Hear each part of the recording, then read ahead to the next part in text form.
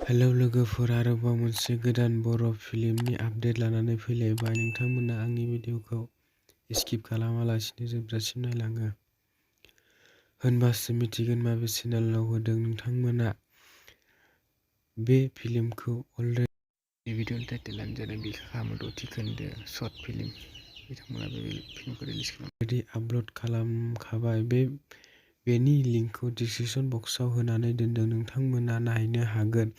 भिडिअखौ नायखांबायबा माबायदि मोनदों कमेन्ट खालाम आरो बेफोरबायदि भिडिअखौ नायनानै मोजां मोनोब्ला आंनि चेनेलखौ साबस्क्राइब खालामना लानो हागोन, मानोना आं बेबायदिनो बर' फिल्म आरो बर' मिउजिक भिडिअनि सोमोन्दै निउस लानानै फैयो बे चेनेलाव।